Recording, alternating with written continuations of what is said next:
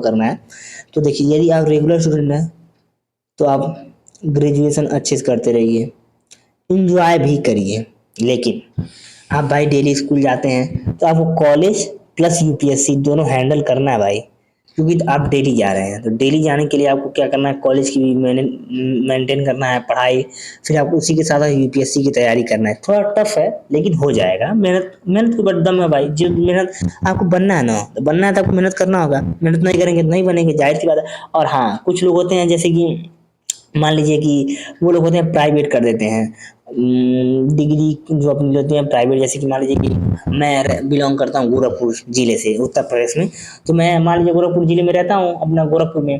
तो साइड में मेरे 2 से किलोमीटर दूर पीछे है कॉलेज है। तो मैं बीसीए करता हूँ फ्रेंड, वो नॉर्मल जैसा ना, पेमेंट कर देता हूँ फीस। उसके बाद पेपर जब होता है पेपर देने चला जाता हूँ। मैं ओनली एग्जाम की तैयारी करता हूँ। मैंने 12th पास करने के बाद तुरंत ही मैंने कॉलेज में एडमिशन कर लिया। एडमिशन करने के बाद प्राइवेट कॉलेज में अब फीस दे देता हूँ और अपनी पेपर देने चला जाता हूँ। मैं ओनली एग्जाम की तैयारी करता हूँ। देखिए, मेरी एज 17 साल है। ये जो एज की एलिजिबिलिटी है ये भी बता दे रहा हूँ। 21 साल जब आप हो जाएंगे तब आपको क्या देना है, एग्जाम देना है। तो मैं 17 साल का हूँ, तो मैं ये अपनी स्ट्रेटेजी आपको लोगों को मैं अपनी स्ट्रेटेजी बता दे रहा हूँ कि चलिए मैं अब पहले इसके बारे में बात कर लें। तो अब मैं अपनी स्ट्रेटेजी आराम से लास्ट में आप लोग को बता देंगे कि अब मैं क्या करने वाला हूँ, कैसे कैसे मेरा सब चीज़ है। देखिए, जो प्राइवेट ग्रेजुएशन कर रहे हैं उनके लिए ये है कि आप ऑनली एग्जाम की तैयारी कर रहे हैं। उनको कॉलेज से कोई मतलब नहीं, बस जाएंगे 1-2 दिन पढ़ेंगे, पेपर दे के चले आएंगे, क्योंकि उनको ग्रेजुएशन से मतलब नहीं है। तो वो ऑनली एग्जाम की तैयारी करेंगे। सेल्फ स्टडी, जैसे बहुत लोग होते हैं सेल्फ स्टडी करेंगे होम रूम लेके। चाहे आप सेल्फ स्टडी करिए घर बैठ के, चाहे आप कहीं रूम लेके करिए, कहीं भी आप जहाँ भी हो आपको सेल्फ स्टडी करना है। और हाँ, आप ये लोग कोचिंग ज्वाइन करते हैं, ठीक है। आपके पास दोस्तों टाइम नहीं रहेगा, आप ऑनलाइन कोचिंग ले सकते हैं। इन लोग के लिए जो है ना, इन लोग के लिए ऑनलाइन कोचिंग बेटर होगा। लेकिन जो केवल ऑनलाइन ना ले सके, ऑफलाइन वाले हों, तो ऑफलाइन के लिए मान लीजिए आपको समय पूरा निकालना होगा। जो केवल यूपीएससी की तैयारी करते हैं वही ऑफलाइन ले सकते हैं। नहीं तो आप भाई कॉलेज जाएंगे तो समय मान लीजिए कोचिंग कहाँ ज्वाइन हो पाएगा, लेकिन ऑनलाइन कर सकते हैं। तो वही है। तो इन लोग के लिए कोचिंग भी ज्वाइन करते हैं लोग। ये कोचिंग ज्वाइन करने के बाद अपनी तैयारी को करते हैं। लेकिन हम तो कहते हैं कि दोनों लोग के लिए बेटर है। ऐसा नहीं है कि ये नहीं कर पाएंगे भाई। हमारा कॉलेज खत्म होने के बाद क्या होगा, तुमने कॉलेज प्रिपेयर करते समय, कॉलेज करते करते तुमने यूपीएससी का सिलेबस कंप्लीट कर लिया ना। यूपीएससी का सिलेबस कंप्लीट कर आपके पास, कॉलेज लेने के बाद आपको 1.5 साल ड्रॉप लेना है। 1.5 साल चाहे 1 साल आपको ड्रॉप लेना है। आपने देखिए आपने क्या किया, आपने स्किल भी अपनी डेवलप कर ली। अच्छे स्कूल से कॉलेज से ग्रेजुएशन कर ली, स्किल भी डेवलप कर ली, सब्जेक्ट डेवलप कर ली, और यूपीएससी का सिलेबस बना लिए। और आपको बस 1.5 साल क्या करना है, ड्रॉप लेना है। ड्रॉप लेने के बाद तैयारी कर देनी है। उसी तैयारी से आपका भी सिलेक्शन भी हो जाएगा। तो आपको नहीं होगा तो भाई दोनों चीज़ है ना आपके पास। इनके पास क्या है भाई, इनके पास बस एक ही चीज़ है। लेकिन हाँ, इनके पास लगन है, इन्होंने छोड़ दिया है। इनको बस एक ही चीज़ दिख रहा है, वो है आईएएस। वो दिख रहा है तो भाई मेहनत करेंगे। तो लेकिन नहीं, कोई मैटर नहीं रखता है। जो मेहनत करेगा वही परचम लहराएगा। ठीक है फ्रेंड, चलिए आगे चलते हैं। ये तो मैंने बता दिया ग्रेजुएशन वाले को कौन रेगुलर ग्रेजुएशन लेते हैं, कौन प्राइवेट ग्रेजुएशन लेते हैं, ये सब मैंने आपको बता दिया हूँ। अब आगे चलते हैं, अगले पेज पे चलते हैं। यहाँ पे मैंने बताया है कि आपको कैसे करना है ग्रेजुएशन का। जैसे बहुत लोग होते हैं टाइम पास वाले, ठीक है। What to choose study in graduation.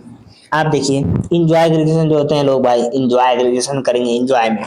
तो स्टडी स्टडी अब अच्छे से करनी है, प्लस यूपीएससी का प्रिपरेशन।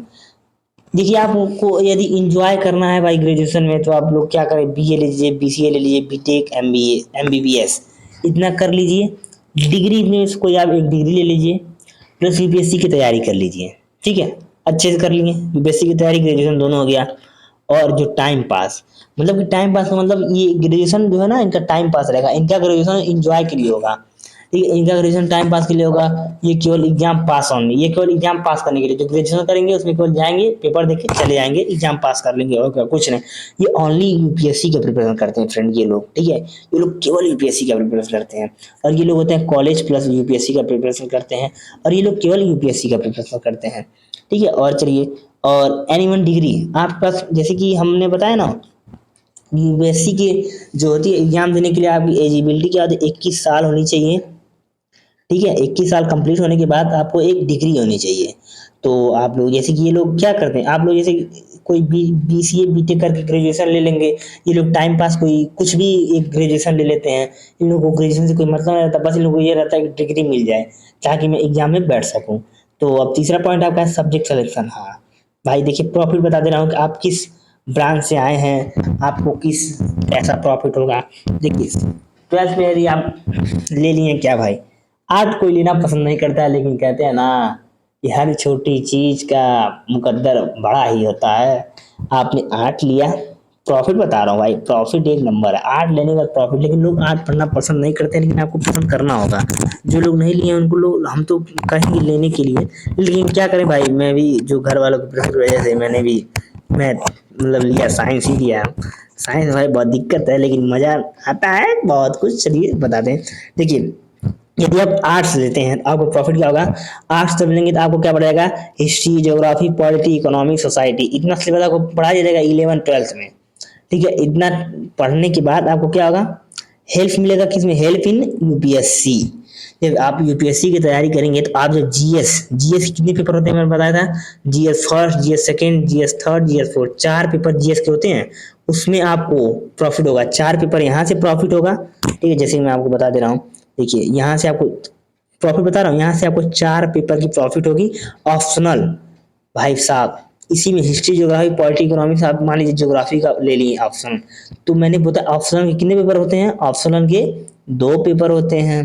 ठीक है, तो आपके 4 + 2 6 पेपर प्रॉफिट में आ गए भाई लोग। मतलब कि आपने 6 पेपर जो आपको लिखना हो, आप पहले से कुछ कुछ बेसिक नॉलेज ले लिए हैं। और ये लोग जो है भाई, ये लोग के बारे में कुछ नहीं पता है, ये लोग हवा में अभी अभी लोग को सब बेसिक पढ़ना है। और आप लोग 6 सिलेबस जो 6 सब्जेक्ट आपने बेसिक पढ़ लिया है, ठीक है, पढ़ लिया आपने, तो आपको प्रॉफिट जरूर होगा। तो वही है। चलिए हम बता दें आप साइंस वालों का। लेकिन भाई कहते हैं ना साइंस वाले मेहनती होते हैं। भाई साहब जो मैथ पढ़ते हैं, फिजिक्स पढ़ते हैं, आते हैं सब फाड़ देंगे, सिस्टम फाड़ देंगे। देखिए साइंस वाले क्या करते हैं, इनको क्या होता है, फिजिक्स, केमिस्ट्री, मैथ, बायो ये लोग लेके पढ़ते हैं। तो अब देखिए यहाँ पे मैंने लिख भी दिया है कि भाई हेल्प यूपीएससी में क्या हेल्प होता है इन लोगों के लिए, आसमान है। हेल्प यूपीएससी में भी यदि आप मैथ में तेज है भाई तो मैथ ऑप्शनल में ले सकते हैं।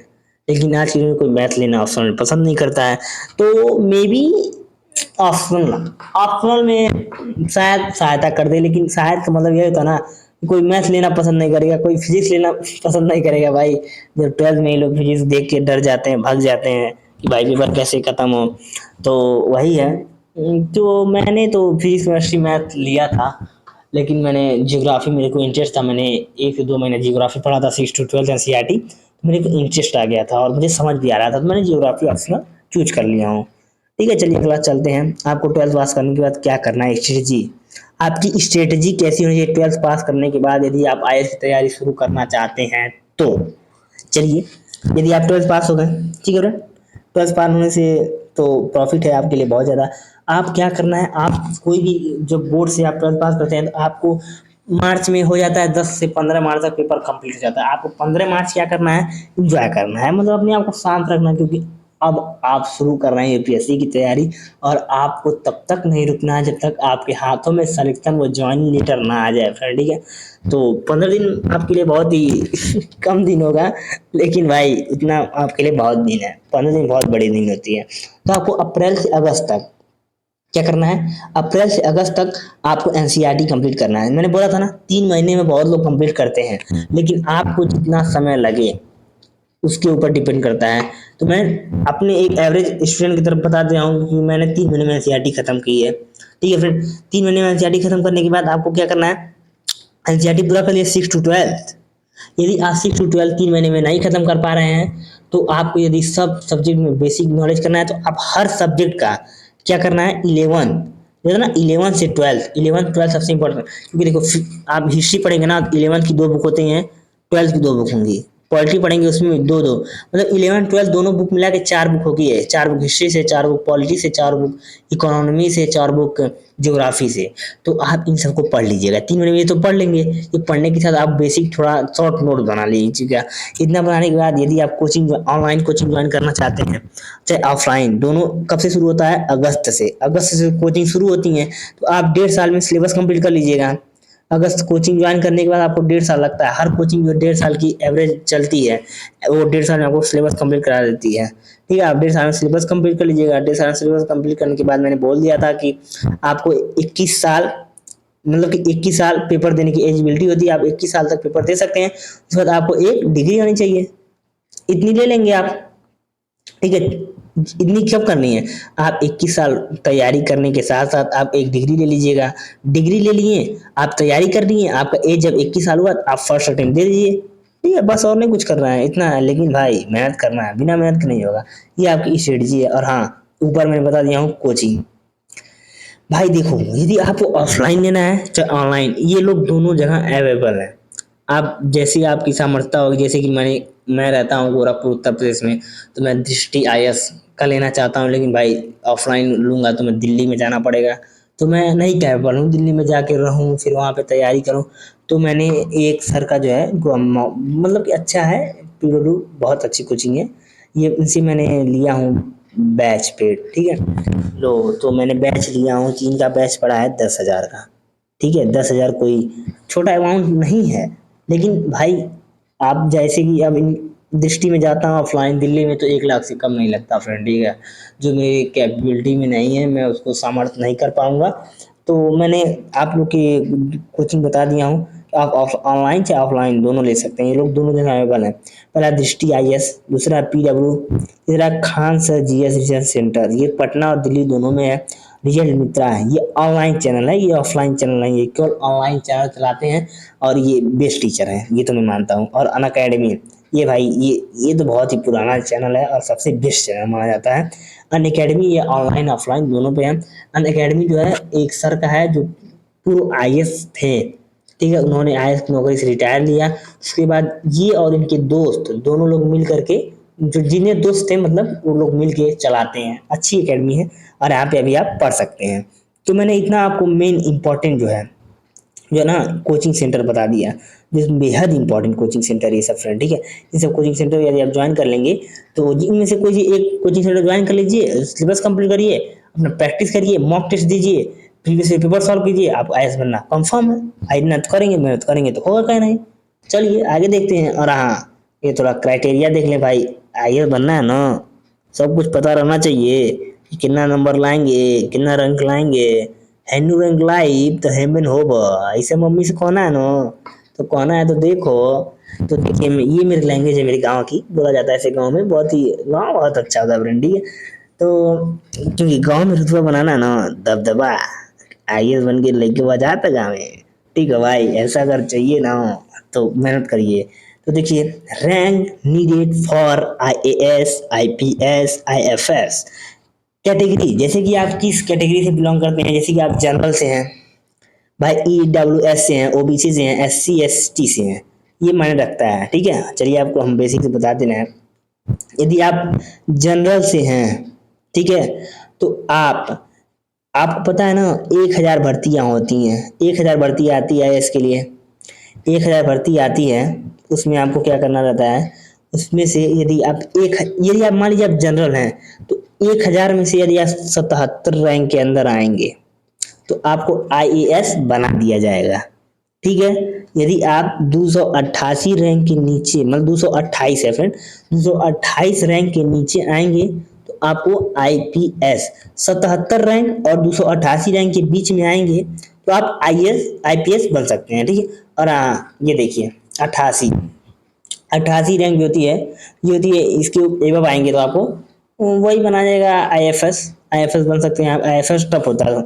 और देखिए 320 रैंक लाएंगे, इसके आप नीचे लाएंगे तो आप लोग को 320 रैंक के नीचे लाएंगे तो आपको क्या मिल जाएगा, आईएएस मिल जाएगा। 444 रैंक के नीचे आएंगे तो आपको आईपीएस मिल जाएगा। 369 रैंक के नीचे आएंगे तो आपको आईएफएस मिल जाएगा।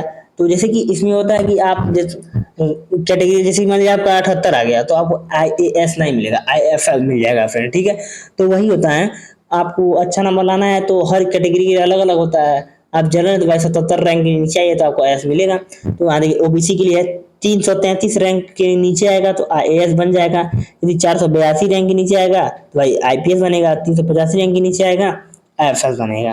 ठीक है, और एससी के लिए 502 रैंक लाएंगे भाई आईएएस बनेंगे। 601 रैंक लाएंगे तो आईपीएस बनेंगे।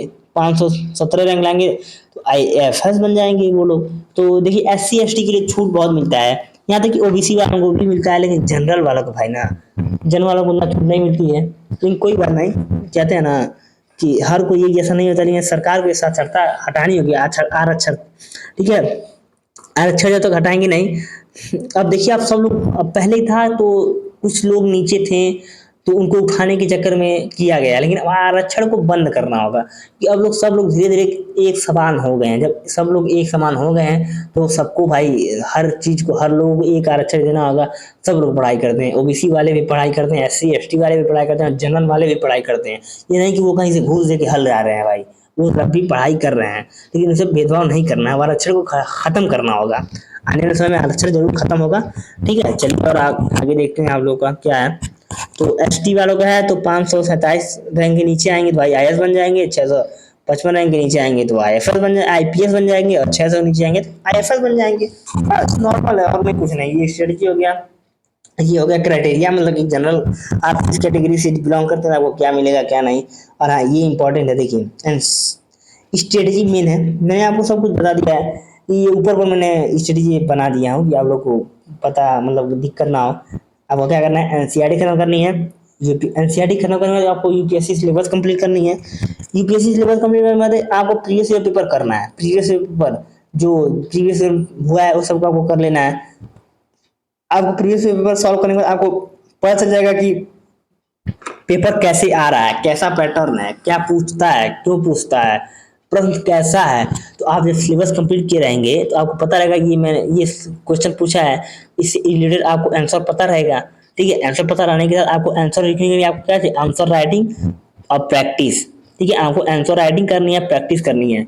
सब चीज जब आप पढ़ ली हैं, सब चीज आपको पता चल गया, आपको प्रैक्टिस करते ना, दिन रात प्रैक्टिस करिए, और प्रैक्टिस करने के बाद आपको क्या होगा, आप भाई ये पा जाएंगे। ये कुछ नहीं है, प्रैक्टिस का खेल है, प्रैक्टिस कर लेंगे, सब चीज पता है, आप प्री देंगे, मेंस देंगे, इंटरव्यू देंगे, आपका सिलेक्शन होगा। IAS IPS IFS आपका सिलेक्शन किसी न किसी में एक में हो जाएगा। चलिए आगे चलते हैं। NCERT बुक, कौन सी NCERT पढ़नी है, कैसी होती है, देखिए ये है हिस्ट्री, मैंने आपको हिस्ट्री कराया, देखिए ये है 6, ये 7 की हिस्ट्री, ये 8 की, ठीक है, ये 9 की, ये 10th की, ये 11th की, ठीक है। ऐसे है ये सब जो NCERT इतनी है ना, इसमें से आपको सब NCERT पढ़ लेनी है, कोई छोड़नी नहीं है। यदि आप छोड़ दिए ना तो दिक्कत है भाई। NCERT की आपको हिस्ट्री, जैसे कि हिस्ट्री पढ़ लेंगे तो आपको बेसिक, NCERT जब आप कोई पढ़ता है ना, NCERT पढ़ने के बाद बेसिक पढ़ता है। जब आपको बेसिक किसी भी चीज में पता रहेगा तो आप अच्छा करेंगे। उसके बाद आप जैसे कि अब केवल कंपलसरी पढ़ेंगे IAS बुक ना, UPSC के लिए बुक, तो वो उतना बेसिक से नहीं रहेगा। जब बेसिक से नहीं रहेगा तो आपको उतना समझ में नहीं आएगा। तो आप पहले 6 to 12 NCERT पढ़ लेंगे, जिससे आपको बेसिक क्लियर रहेगा। जब आपको बेसिक क्लियर रहेगा तो आप जो बुक पढ़ेंगे ना UPSC के लिए, वो आप बुक तुरंत समझ में आ जाएगा, ठीक है। चलिए हिस्ट्री खत्म हो गया। अब देखते हैं ये क्या जियोग्राफी की है, ठीक है। ये सब बुक आप बाई कर सकते हैं, चाहे ऑनलाइन भी पढ़ सकते हैं, ऑनलाइन भी सब अवेलेबल है। तो ये देखिए ये जितनी सब बुक है ना, 6 to 12 की बुक है, ये सब क्या है, ये 12 तक है, ये जियोग्राफी की बुक है, भूगोल की बुक है। ये सबको आप पढ़ लीजिए, हिस्ट्री पढ़ लीजिए, जियोग्राफी पढ़ लीजिए, ठीक है। आगे का है बता देना आप लोगों को। आगे देखिए ये है पॉलिटी, इसको बोलते हैं लोकतंत्र, ठीक है। हम लोग हिंदी वाले भाषा में भाई बोलते हैं लोकतंत्र। क्या बोलते हैं, लोकतंत्र। तो पॉलिटी ये है 6 to 12 पॉलिटी, पॉलिटी को भी आप लोग पढ़ लीजिएगा भाई, पॉलिटी भी इंपॉर्टेंट है। हिस्ट्री, ज्योग्राफी, पॉलिटी आप लोग पढ़ लिए इतना। इतना पढ़ने के बाद आपको बेसिक क्लियर हो जाएगा। जब आप बेसिक क्लियर रहेगा तभी ना आप आगे करना है। अब जैसे कि देखिए पॉलिटी आप सीधा पढ़ेंगे M लक्ष्मीकांत जी का पॉलिटी, भाई कुछ समझ में नहीं आएगा, बेसिक क्लियर ही नहीं है। जब बेसिक क्लियर ही नहीं है तो भाई समझ में क्या आएगा। तो आप पहले 6 to 12 पॉलिटी पढ़ लीजिए, उसके बाद जाइए लक्ष्मीकांत जी की बुक पढ़िए, भाई ऑसम, एक नंबर समझ में आती है, ठीक है। इतना करने के बाद आपको आगे चलना है।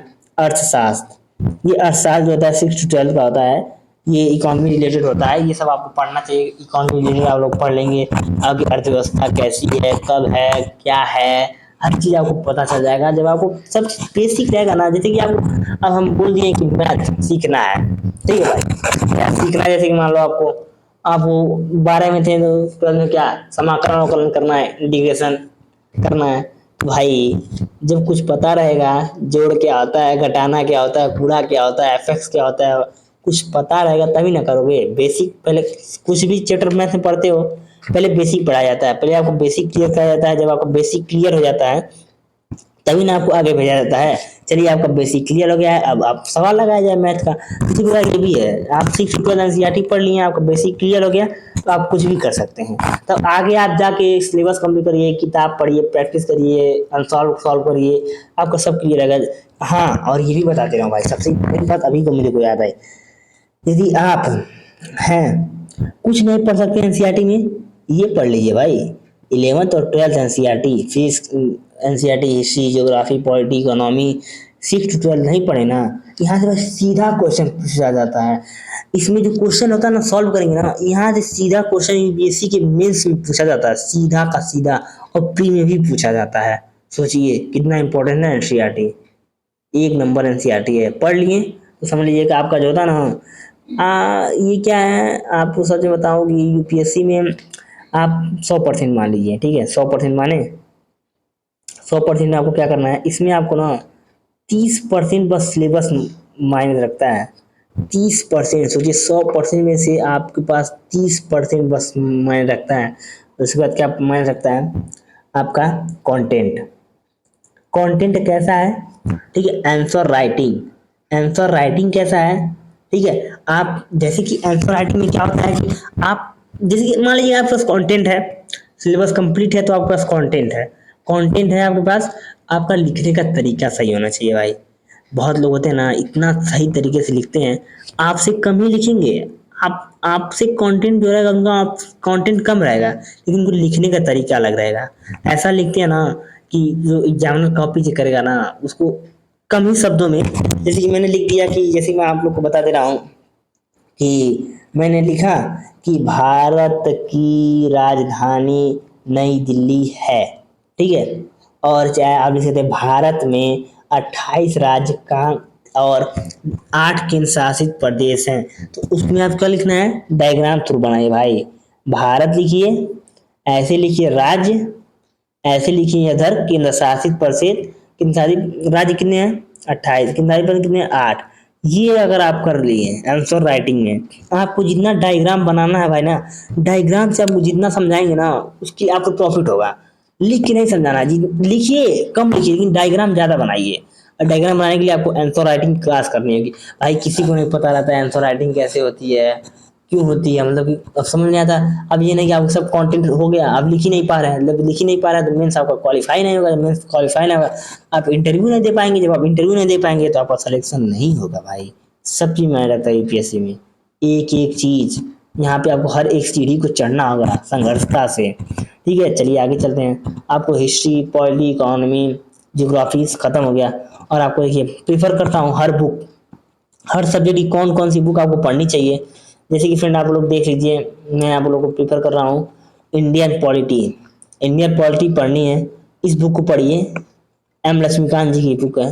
बोला था ना, कुछ नहीं समझ में आएगा भाई, एनसीईआरटी नहीं पढ़ोगे तो, यही बुक है वो। आप अगर एनसीईआरटी नहीं पढ़ोगे ना, पढ़ लेना, मेरा दावा है, कुछ नहीं समझ में आएगा। तो इससे आप पॉलिटी आप क्लियर कर दीजिएगा। ये यूपीएससी के लिए है ये सब, ठीक है, ये यूपीएससी के लिए है, यूपीएससी रिलेटेड बुक है। तो ये पॉलिटी पढ़ने के बाद आप माजिद हुसैन जी की, सबसे भाई माजिद हुसैन जी की बुक जो है ना, इतनी औसम बुक है, मैंने खुद पढ़ा हूँ। इसमें आपको यदि आप इसमें नहीं पढ़ेंगे ना, इसमें आप 10th तक मत करिए, इसमें आप 12th 11th 12th जियोग्राफी पढ़ लीजिए। उसके बाद इनकी बुक जो इनकी बुक है ना, लिखने का तरीका बहुत सही है। ये बेसिक से एकदम, जैसे कि अब कोई 6 क्लास का बच्चा ही पढ़ेगा ना, बेसिक से समझ में आ जाएगा उसको, मतलब कि बेसिक से लिखे हैं माजिद हुसैन जी की geography of India, India Bharat का भूगोल, ठीक है, ये है। और आप वर्ल्ड ज्योग्राफी, वर्ल्ड ज्योग्राफी विश्व का भूगोल भी आप पढ़ सकते हैं। ये सब बुक जो है, मैंने इंग्लिश में कुछ हिंदी में है, तो ये सब आपको हिंदी और इंग्लिश दोनों में अवेलेबल हो जाएंगी। अमेजोन से मंगा सकते हैं, आप कहीं से भी मंगा सकते हैं, ठीक है, आप कहीं से भी मंगा सकते हैं। ये देखिए आपको पॉलिटी पढ़नी है, वर्ल्ड ज्योग्राफी, इंडियन ज्योग्राफी, ये हो गया। चलिए आपको और आगे बुक बताता हूँ। हाँ, जब आपको ज्योग्राफी पढ़ना है भाई, ज्योग्राफी में क्या होता है, मैपिंग होता है, पूरे विश्व के बारे में आपको पढ़ाया जाएगा, और विश्व के बारे में आपको मैपिंग होना चाहिए। मैपिंग कहाँ है, इसमें है, स्टूडेंट ऑक्सफोर्ड स्टूडेंट एटलस, इतनी ऑसम बुक है, इतनी लाजवाब बुक है। इसमें पूरे विश्व की जो मैपिंग हर एक पेज, जैसे कि एक पेज है, कॉपी है ना, तो जैसे कि मैं आपको यहाँ बना के दिखा रहा हूँ। मान लीजिए आपने एक कॉपी है, ठीक है। तो देखिए 2 पेज रहेगा, तो इधर जो रहेगा उत्तरी अमेरिका, इधर रहेगा दक्षिणी अमेरिका, मतलब हर पेज पे हर जो देश का ना, हर देश का मैपिंग दिया रहेगा। और मैपिंग 2 तरीके से दिया रहेगा। मान लीजिए मैपिंग है, एक होता है पॉलिटिक के लिए होता है, और एक होता है उसके प्राकृतिक के नेचुरल होता है, ठीक है, प्राकृतिक होता है कि नदी पहाड़ पर्वत कहाँ है। और पॉलिटिक में होता है कि स्थान क्या है, रास्ता क्या है, फिर कौन कहाँ स्थित है, ये सब बताता है पॉलिटिक। ये दोनों रहेगा। मान लीजिए इंडिया का दिया रहेगा, इंडिया का एक ही जगह 2 दिया रहेगा, एक पॉलिटिक देगा, एक नेचुरल दिया रहेगा, दोनों मैप दिया रहेगा। आप जब ज्योग्राफी पढ़े, इस बुक को अपने साथ रख के पढ़े, आपको मैपिंग भी तेज हो जाएगी। और मैपिंग जब तक आपको क्लियर नहीं रहेगा ना, तो आप कुछ नहीं होगा। जैसे कि आपको मान लीजिए पूछ दिया जाए सेंट्रल अमेरिका कहाँ है भाई, कुछ पता नहीं। कनाडा कहाँ है, कुछ पता नहीं भाई, पता ना रखना पड़ेगा ना। ज्योग्राफी, वो अफ्रीका का है, अफ्रीका में कितने कॉन्टिनेंट है, कितने देश हैं, ये सब आपको उसमें बता देगा बारीकी से, ठीक है, एकदम बारीकी से वहाँ पढ़ाया जाता है वहाँ पे। जो आपको स्टूडेंट एटलस ये जो मिल जाएगा आपको अमेजोन पे, बाई कर लीजिएगा। बाई करने में आप खुद देख लीजिएगा भाई, खुद देखने में आपको खुद भी विश्वास हो जाएगा कैसी बुक है। मैंने यही जो है ऑक्सफोर्ड स्टूडेंट एटलस में पढ़ता हूँ, तो मैं आप लोग के लिए ये बता रहा हूँ। ठीक है, आप लोग ये कर सकते हैं। और आगे चलिए, वर्ल्ड हिस्ट्री, विश्व इतिहास, ये बुक है, आप विश्व इतिहास पढ़िए। लेकिन हाँ, ये मैं प्रेफर करूंगा कि आप इतिहास पढ़ने के लिए, हिस्ट्री पढ़ने के लिए आपको 6 to 12 हिस्ट्री पढ़ना होगा। क्योंकि भाई 6 to 12 हिस्ट्री पढ़ लोगे तो आपको शुरू से बेसिक नॉलेज रहेगा। क्योंकि हिस्ट्री है, हिस्ट्री तो जान लीजिए आपको पता नहीं रहेगा तो मोहम्मद गजनवी कौन था, पृथ्वीराज चौहान कैसे थे, उनका व्यक्तित्व कैसा था, ये लोग के बारे में पता नहीं रहेगा, तो आप यहाँ पे आके कैसे समझ पाओगे। तो वहाँ पे बेसिक क्लियर कर लेंगे ना आप लोग। ये तो पता होगा कि मोहम्मद गजनवी ने पहली बार भारत आकर मुगल शासन किया, कैसे किया, क्यों किया। और आप लोग ये पता है कि कितना अंतराल अंतराल पे, कितने कितने टाइम पे मुगल आए, आक्रमण किए। देखिए पहली बार जब मुगल आए थे, आक्रमण किए थे, उसके बाद 150 साल बाद वो दोबारा आए थे। ठीक है, ये सब आप नॉलेज हो जाएगा जब आप एनसीईआरटी पढ़ लेंगे 6 12 ना। आपको और लाइफ के बारे में बहुत नॉलेज हो जाएगा, आप एक मेच्योर इंसान बन जाएंगे। बस आपको कुछ 6 to 12 एनसीईआरटी पढ़ लीजिए भाई, बहुत ही बेसिक नॉलेज है। उसमें पढ़ लेने के बाद आप यूपीएससी की तैयारी करिए, आपको कोई नहीं रोक सकता। ठीक है, जैसे कि कोई बहुत लोग होते हैं बोलते हैं कि एनसीईआरटी नहीं मायने रखती, भाई मायने रखती है। आपकी सेलेक्टेड आईएएस चाहे किसी भी आईपीएस आईएफएस से पूछेंगे, तो वो लोग पहले आपको प्रीफर करेंगे कि भाई कुछ मत करो, पहले एनसीईआरटी पढ़ो। एनसीईआरटी पढ़ने का आप बेसिक क्लियर करो, जब आप बेसिक क्लियर कर लेंगे ना तो आप हो जाएगा, तब नहीं दिक्कत होगा। नहीं तो आप डाउट में जब तक दिएंगे, डाउट ये जो ऐसा शब्द है ना, डाउट, DOUBET, डाउट जो है ना, जब तक रहेगा आप कुछ नहीं कर पाएंगे। कर पाएंगे तो बताइए, नहीं कर पाएंगे ना। आपको पता है कि भारत की राजधानी 28 है, कितना परसेंट 9 है, लेकिन क्या इसमें 8। ये आपको कंफ्यूजन रहेगा ना, तो कंफ्यूजन को दूर करना है, कंफ्यूजन नहीं अपने दिमाग में पालना है। कंफ्यूजन पालेंगे तो दिक्कत होगा। और हाँ, ये देखिए वर्ल्ड हिस्ट्री था, इंडियन हिस्ट्री है बिपिन चंद्रा जी की, ये बहुत इंपॉर्टेंट बुक है बिपिन चंद्रा। पॉलिटी के लिए लक्ष्मीकांत, हिस्ट्री के लिए बिपिन चंद्रा जी, ठीक है। और भूगोल के लिए माजिद हुसैन। ये 3 जो लोग हैं ना, ऐसे ऐसे मेन में जो राइटर हैं, इन लोग की बुक आप पढ़ लीजिए, आपको बेसिक नॉलेज मिलेगा। हाँ, ये देखिए माजिद हुसैन जी की पर्यावरण पारिस्थितिक, इन्वायरमेंट इकोलॉजी, किसकी है देख लीजिए, माजिद हुसैन जी की है। इनकी बुक पढ़ लीजिए आप, बुक ये भी बहुत अच्छी बुक है। इनकी बुक मैंने पढ़ा हुआ, इन्वायरमेंट इकोलॉजी बहुत ही शानदार बुक है। मैं जैसे कि मैं हर पहले नोट्स बनाता हूँ, तो मैं नोट्स बनाने के साथ साथ, जब नोट्स बन गया तो मैं ऊपर ऊपर सब कुछ जान लिया नोट्स बनने के साथ साथ। तो मैं जब नोट्स बनाने के बाद जब किताब को पढ़ता हूँ, मैं बेसिक मतलब हर एक चीज समझ में आती है, लाइन बाय लाइन समझ में आता है, क्योंकि मैंने पहले नोट्स बना लिया हूँ। मैं इसके बारे में ऊपर ऊपर सब चीज पढ़ लिया हूँ। जब पढ़ लिया अंदर से, जब जानूंगा और उसकी गहराई में जाऊंगा, भाई समझ में आएगा। तो वही है, मैंने पहले एनसीईआरटी पढ़ा, एनसीईआरटी पढ़ा, मैंने सिलेबस कंप्लीट किया, सिलेबस कंप्लीट करने के बाद मैंने किताब लगना शुरू कर दिया, किताब पढ़ना शुरू कर दिया हूँ। ठीक है, अब किताब पढ़ रहा हूँ और प्रैक्टिस सेट। और यहाँ विज्ञान, साइंस एंड टेक इसी को बोलते हैं, साइंस एंड टेक्नोलॉजी, विज्ञान और प्रौद्योगिकी। ठीक है, ये किसी आरपी अग्रहरी सर जी का है।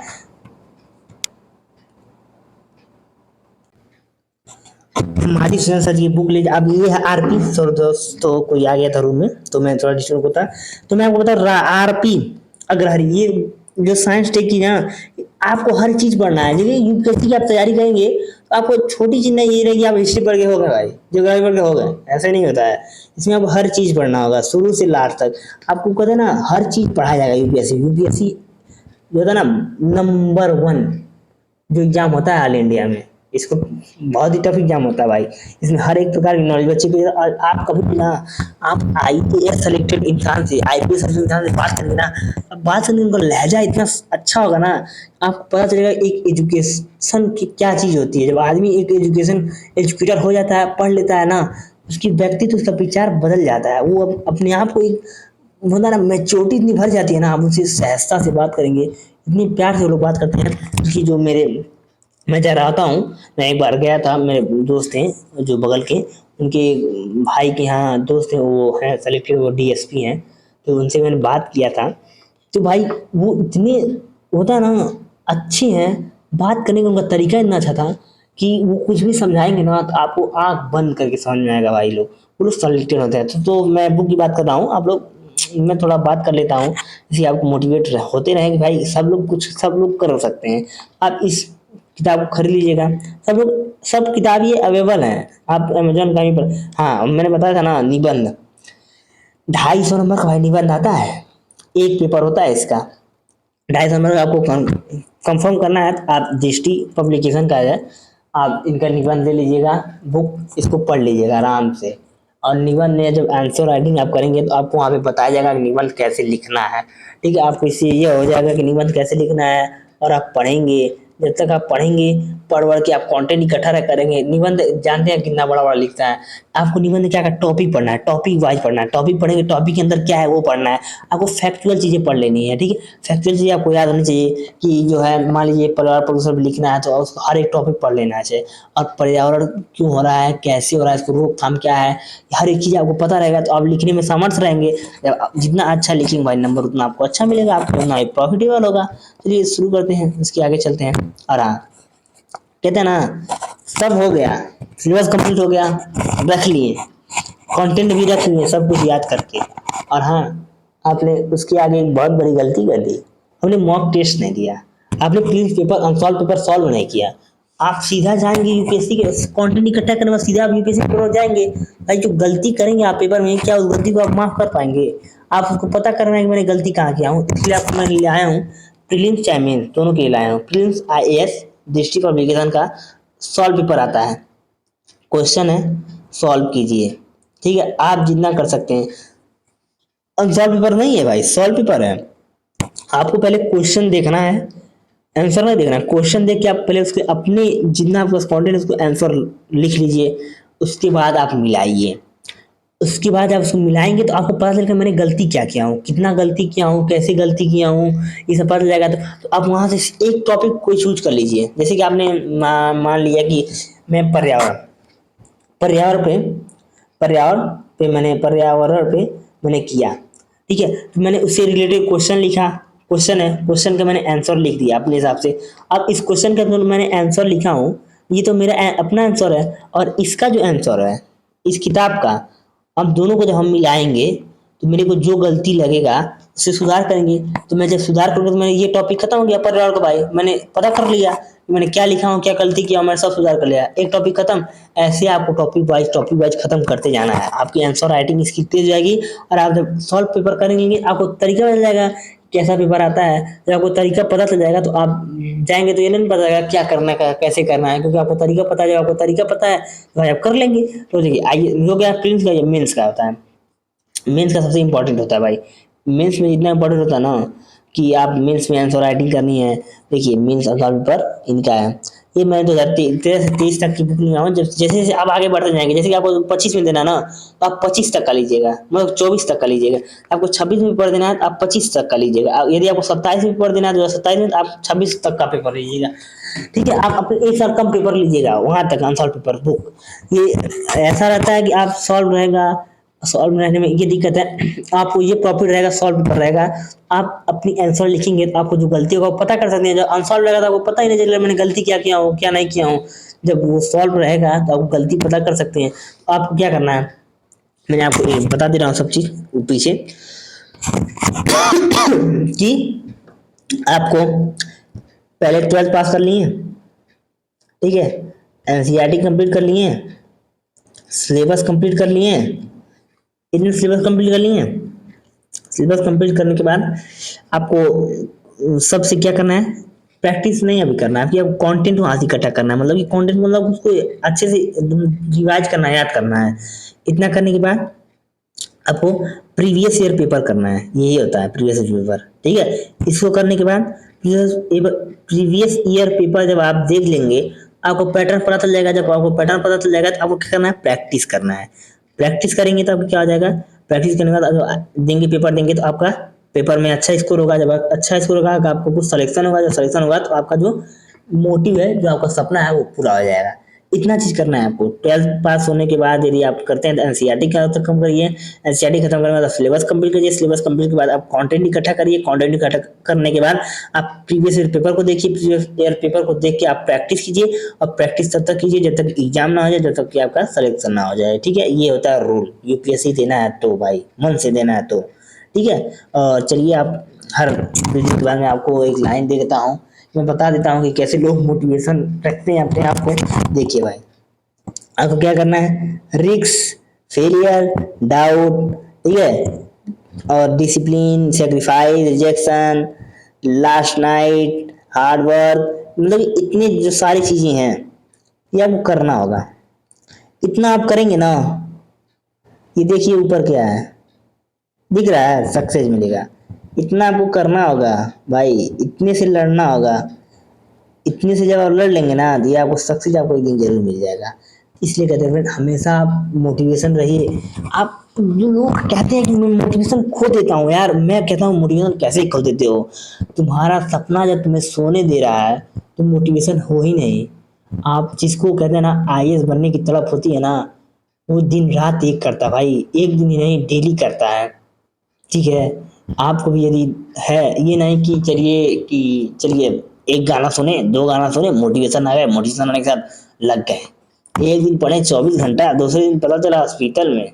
तो ऐसा नहीं करना भाई, थोड़ा थोड़ा क्या करना है, बूंद बूंद से घड़ा बढ़ता है, थोड़ा थोड़ा करिए। आप 2.5 साल का समय दीजिए, 8 घंटे पढ़ाई कीजिए। यदि आप केवल ऑनलाइन तैयारी करते हैं यूपीएससी के लिए, 8 घंटा परफेक्ट माइंड है, टाइम है, आप परफेक्ट 8 घंटा ले लीजिए, आपका सिलेक्शन हो जाएगा। लेकिन आपको जब 8 घंटा देना है तो आपको पूरी डेडिकेशन के साथ देना है।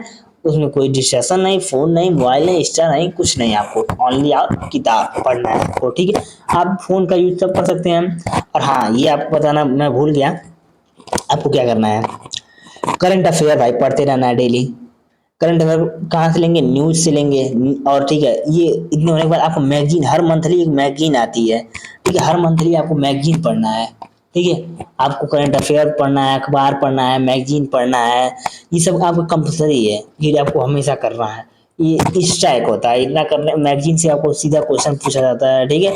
हर महीने एक मैगजीन आती है, अब हर उस मैगजीन को खरीदिए और पढ़ते रहिए, ठीक है। और चलिए, लास्ट पेज आप लोग को बचा है, आप लोग के लिए, वक्त अच्छों को झुका देता है मेरे दोस्त, वक्त अच्छों को झुका देता है, और वक्त सबका आता है, ठीक है। आपका जब संघर्ष टाइम है, आपका वक्त है अभी संघर्ष करने का, आपका भी समय आएगा जब आप एंजॉय करेंगे। कहते हैं ना, जिस उम्र में आप आराम खोजते हैं, यदि आप उस उम्र में संघर्ष कर लेना, तो आप जिस उम्र में संघर्ष करना रहता है उस उम्र में आप आराम करेंगे। आप 18 से 19, 20, 22 एज में आराम सोच रहे हैं तो आराम सोच लेंगे। जब आपका 34-35 एज होगी ना, 40 एज, उसमें आपको संघर्ष करना होगा। तो वही, जब आप इस समय अगर मान लीजिए 22 की एज में आपने संघर्ष कर लिया, तो आपको 40 की एज में क्या करना होगा, आराम करना होगा। तो यही है, आप लोग प्रैक्टिस करते रहिए, हम आप लोग को सपोर्ट करते रहेंगे। और प्लीज, हम भी तैयारी करते हैं भाई, हम स्टूडेंट का दर्द समझते हैं, हम आप लोग को बता सकते हैं कि क्या होता है लाइफ स्टूडेंट आदमी का, यूपीएससी का। भाई रोज ताना सुन रहता है, ये एक दिन की जर्नी नहीं है कि आपने 10 दिन पढ़ा, 20 दिन पढ़ा, 6 महीना पढ़ा, हो गया। इसके लिए भाई कई सालें देनी पड़ती हैं, 1 साल, 2 साल, 3 साल, एक बार में, 2 बार में, 3 बार में, लेकिन हाँ लगे रहना, ठीक है। चलिए सब छोड़िए, आप लोग हमारे चैनल को, वीडियो अच्छी लगी तो वीडियो को लाइक कीजिए, चैनल को सब्सक्राइब कीजिए, ताकि आपको ऐसी वीडियो मिलती रहे। और हाँ, मैं एक वीडियो लाने वाला हूँ कि इस हर चीज यूपीएससी रिलेटेड जो भी जानकारी हो, आप लोग कमेंट बॉक्स में कमेंट करिएगा, मैं आप लोग के वीडियो बना दूंगा, ठीक है, चलिए शुरू करते हैं, मतलब कि शुरू करते हैं, जैसे कि बोलने की आदत हो गई है मेरी, शुरू करते हैं। अब भाई मैंने तो शुरू कर दी यूपीएससी की तैयारी, आप शुरू करना है शुरू कर दीजिए, रुकिए मत।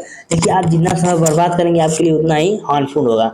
तो आप इंतजार मत करिए, आप लग गए, जो आपका ड्रीम हो, ये नहीं कि यूपीएससी नहीं है, आईआईटी नीट जेई कुछ भी करना चाहते हैं आप कर सकते हैं, ठीक है।